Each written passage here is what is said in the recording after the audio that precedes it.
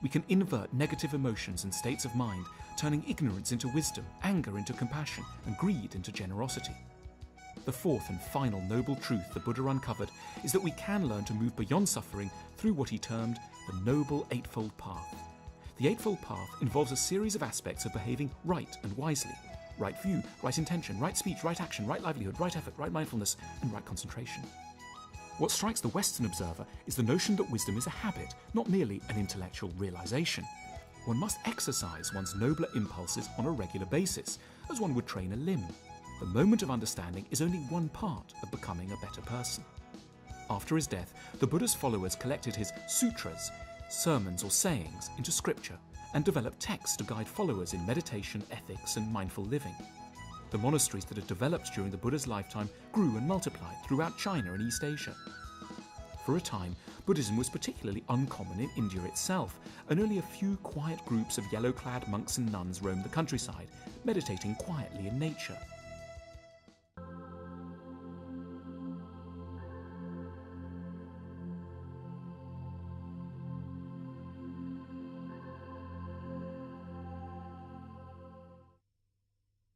Since the late 1990s, Master Chin Kung has both initiated and participated in interfaith forums and summits in many countries, speaking on the importance of education.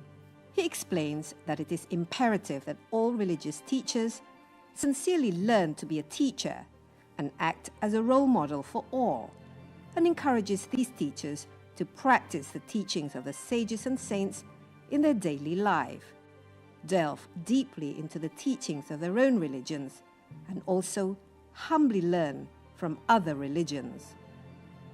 Master Chin Kung's message of loving kindness and compassion for all has been the central theme of his lifelong teaching, harboring thoughts of sincerity, respect, humility and harmony, and dedication to help all beings to gain long-lasting happiness and joy has been his meaning of life. Can you actually feel the impact of your work? Can you see throughout the years that mindset is changing, that people are beginning to understand what's really important in their lives? Can you feel that? In a family, everyone pay attention to the future of their offsprings, to their children.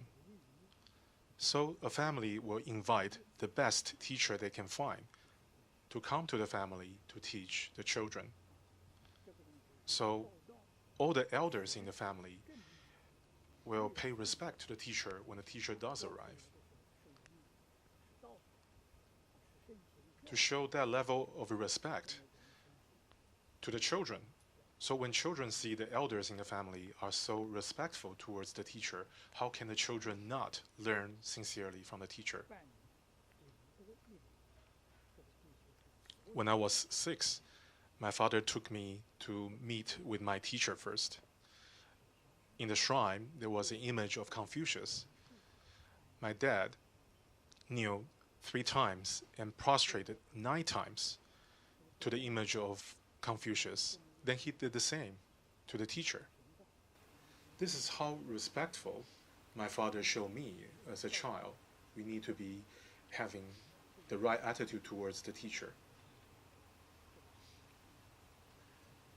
In turn, teachers will teach the child to be filial, to be loving to the parents.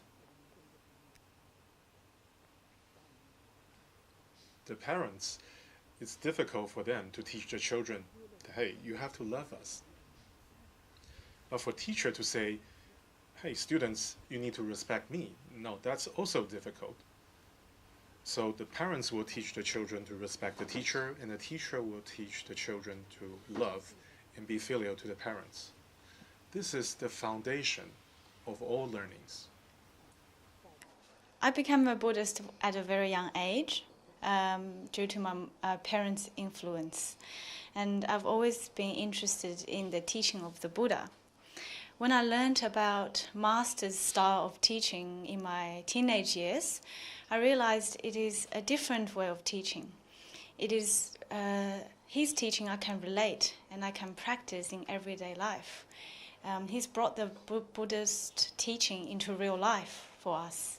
Sometimes I think he's more than a teacher, more of a teacher than a religious leader. In Buddhism, we don't have that sort of a relationship. The Buddha is just a teacher.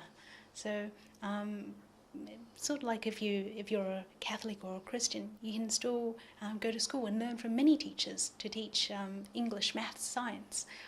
The Buddha is a teacher, and from a teacher who teaches how to live in harmony within ourselves, to find that inner peace.